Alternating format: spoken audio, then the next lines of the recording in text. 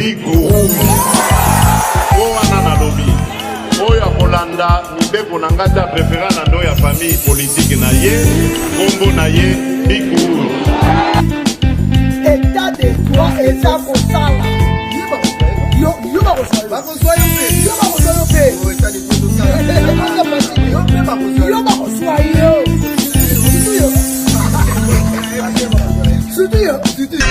ya indépendance mpona nini mboka ya biso ekufi mboka ekufi mpona moyibi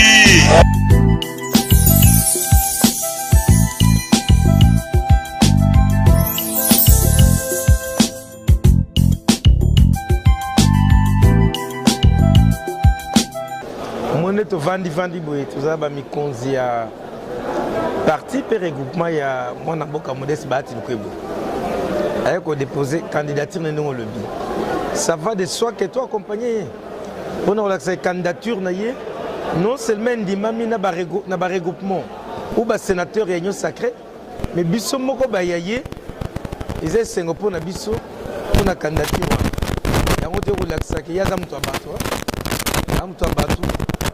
ya kotika ye mokili emona kaza moto ya bato wana bao totangi j'appelle ça des supputations mais si telle est la volonté de Dieu tant mieux mais si je parle d'abord mambo etali Modeste Bahati Lukwebo en fait oyebi que Bahati Lukwebo tozalaka na 11 ou 12 sénateurs toyaka na salle oyo topostule bandeko ya FCC oyo epanzana wana baboyaka mais tobundaki na ndenge na biso moko na combat moko babenga un contre tous moyebi nombre de voix tozwaki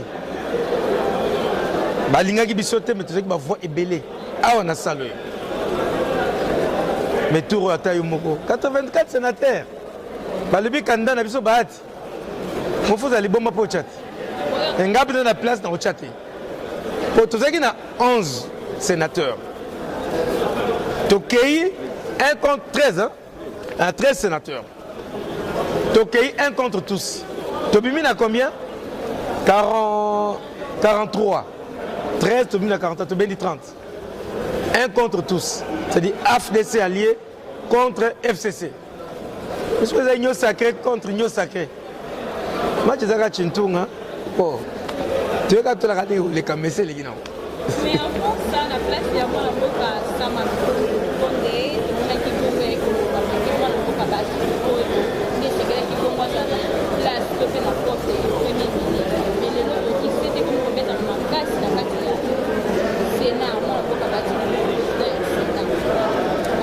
bon, dans le Bakaraboui, dans le institution, présidence de la République, Parlement, composé de 2 chambres, Assemblée nationale, Sénat, et puis tu as la primature, le gouvernement. Il y a 4 institutions clés en Mboka. Si nous avons questionné l'équipe Mouninga, Bamso Efsangai, Sénat l'équipe, Assemblée nationale l'équipe, primature l'équipe, mais moi je te répondrai que c'est complémentaire. Toutes les institutions sont importantes. Pourquoi? Parce que tous travaillent pour l'épanouissement et le développement du pays.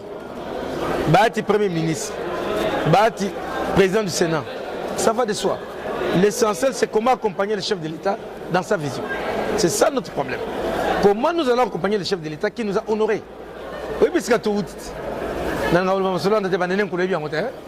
État de droit et bandit. Vous comprenez? Ce état de droit n'est pas un ce qui Félix Antoine Tshisekedi Tshilombo. Les rotocho là, ce que tu as FCC caché, ils ont FCC, comme le FCC. Ce que ils ont le Kouana. Ok. Pour dire, on aurait dit être dans la noyade. Mais il a fallu que quelqu'un vienne.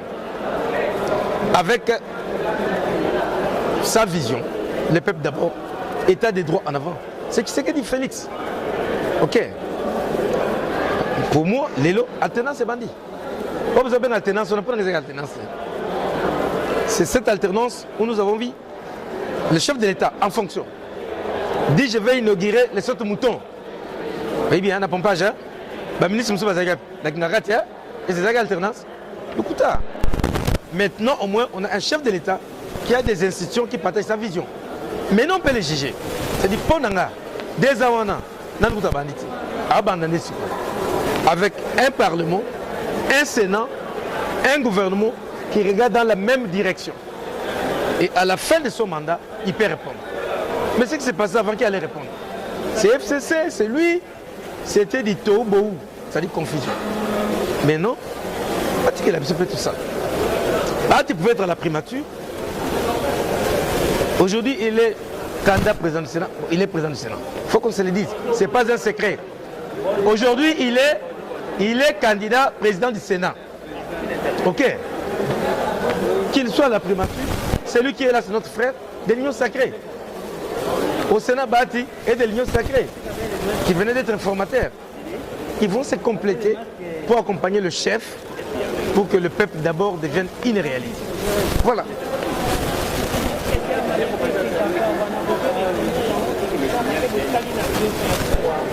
Maman, on a une question, Moko. Aïe, pardon. Nous sommes ministres, nous avons pour toutes les questions. Avant Mouzé Laurent Désiré Kabila, nous avons combien de ciment? Il y a taxi, les bosses ont combien? Nous avons ton rail, pendant ma colo. Et c'est là qu'après combien d'années? Posez une réponse. Le changement, c'est la volonté. C'est la volonté. C'est la décision et l'orientation que les dirigeants donnent. Il n'y a jamais eu de mauvais troupes, mais de mauvais chefs. Pour que l'état de droit revienne dans le pays, on n'a pas besoin de 3 ans. C'est question seulement que ceux qui seront au gouvernement facilitent la tâche au Premier ministre, facilitent la tâche au chef de l'État. Dans des réunions de conseil des ministres, des décisions se prendront, que chacun comprenne quelle est la vision de Félix Antoine Tshisekedi Tshilombo. C'est le peuple d'abord. Aux autres ministères, tellement lipa, vimisa en volume. Aux autres ministères, tellement Massanga, qui tient au moins prix. Aux autres ministères, tellement tout ça il faut produire. Le ministère de production, vous produisez. Pototeka, te diversifier l'économie. Donc c'est seulement que chacun, là où il sera, dans cette nouvelle allure, qu'il comprenne que d'abord c'est qui? Le peuple. C'est tout. On n'a pas besoin de 3 ans, 4 ans, même dans une année ça peut changer. Mais il faut qu'il y ait une volonté politique des dirigeants. Et qu'il faut qu'il y ait des canaux de communication pour qu'il y ait interaction entre la population et ses dirigeants. Les choses vont avancer. C'est ça le problème. Le Congo, c'est un problème d'hommes, de mentalité et de vision. Mais par rapport à ça, il y a des gens qui disent que les enfants de Félix Antoine, Tshisekedi Tshilombo, parce que si la politique a loué ça, on va poser la élection à 2020, on va poser la date à 2025-2026. Bon, écoutez, nous sommes dans un pays où il y a un demi-processus démocratique. Hein? C'est-à-dire, on ne peut pas empêcher les gens à réfléchir. Chacun réfléchit. Mais est-ce que c'est ce que le chef de l'État dit? Et le chef de l'État le bien, bien sûr le bien. Ils ont là-bas, non, non. Tous ils la parlent. Mais écoute, à ça la loi où est l'élection, gouvernement, à ça la politique n'a budget, il est trop bien. Parce que c'est le gouvernement qui va définir le budget de la République. Total, ni n'a pour l'élection. Mais moi, je vous dis que 3 ans, c'est trop peu, mais c'est beaucoup. On peut beaucoup faire dans 3 ans. Je vous donne un exemple que tant que nous avons contacté, nous avons 4 ciments, des liboso, tongaraï. Mais dans moins de 2 mois, c'est là que parce que volonté, ça là. Ça se peut que l'ingili peut vivre pour vivre maintenant. Sauf volonté, ça. Yo mo zote le mikolo yo, hein, ma dollar, hein. Moutou boye 2 millions, boye allez 10 millions, boye 20 millions. Ils ont l'accès, bon, ils ont une poche à battre.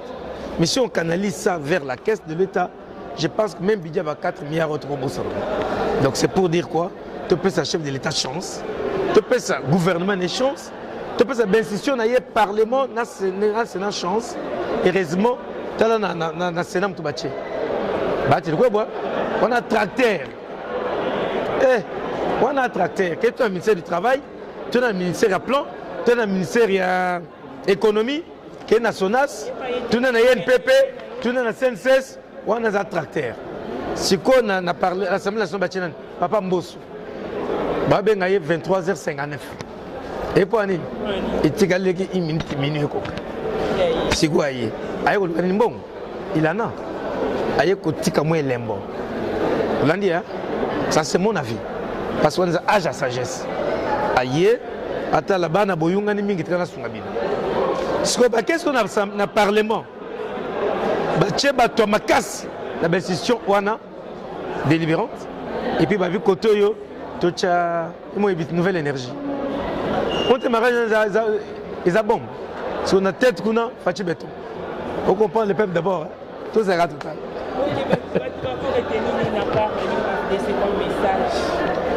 Na AFDC le ko retenir tous à partir à Congo. Mon drapeau na biso tocha Congo. En Jumoko, où il retourne à bon année du Congo. On comprend, toi partir à Moussala. Congo est bilangati. Ça symbolise le travail. Afdesi toi partir à Moussala. Au moins tu vas dire boya, au tabilong na bango. Ah, toi le ndemo na bango te. Ba to ba 5000, ba 2000. Mon tu es boy, tu es ndenge mo to so biso mo. Chez la kama mutu. Ah oui, ça mutu. Biso to ba ta société civile. Au so biso bongo. Tozali société civile. Toti kuna bandeko nanga bango wana toti société civile toti anga mo peuple toti kuna na bati ba 15 ba 20 ans ndio mona biso boy ça dit pour déboulonner biso ngai tel eza facilité toti musika maman ba tazi biso ba mike tozo ko toti ba kimbangisa wana botami za kimbangisa ko la akom na age na ba longolende to assister moi na c'est vous en on botela biso mingi politique te. Botela biso mingi société civile ngambo peuple. Yango biso bato société civile ngambo peuple. Na le peuple d'abord. Et ça différent. Yango liba les salami to avancer. Mais à tout royo bozé la biso. Yanine. Biso bato peuple d'abord. Bato ventre d'abord balongwe. Ce qu'on t'a là. Hein? Mais quoi faut Union sacrée. Quel est le dictionnaire retourne union sacrée zani? Quel est l'union sacrée zani? Et pose que il y a nation. Il pose la catégorie bien.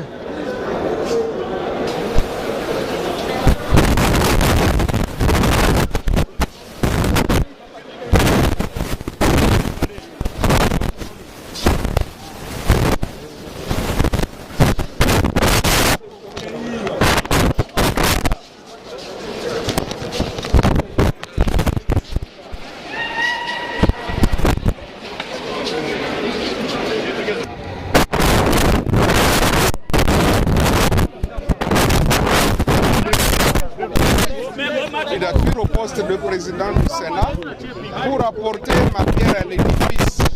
Comme vous le savez, son Excellence Félix Antoine Tshisekedi a lancé l'Union sacrée de la nation.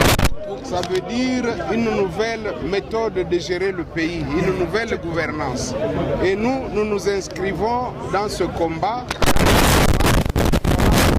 C'est l'occasion pour nous de venir démontrer que nous sommes engagés sur la voie du changement, la voie du bonheur du peuple.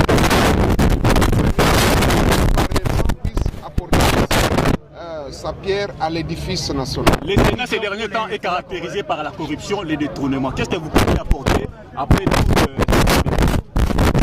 Ce sont des choses qu'on a entendues, mais je pense que notre mission première va être de redorer l'image ou le blason du Sénat. Ça va être notre première mission.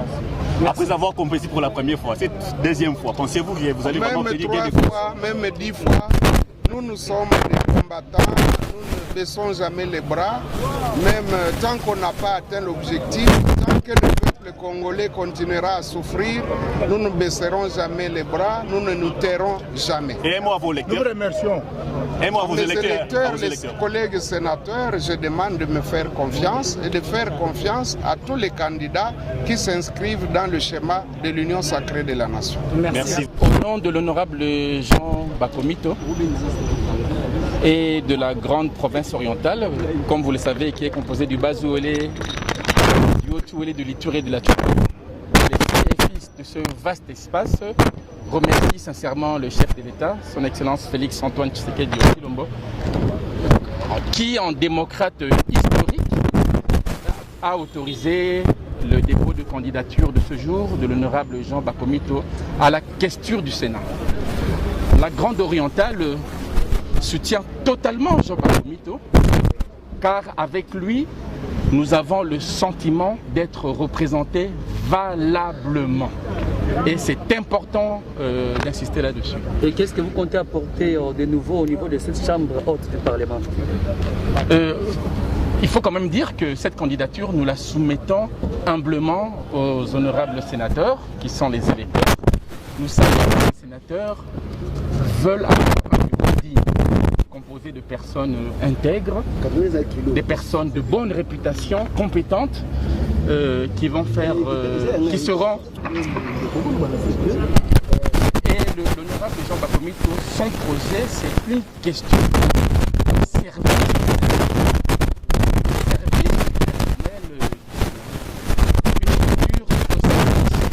Intérêt général.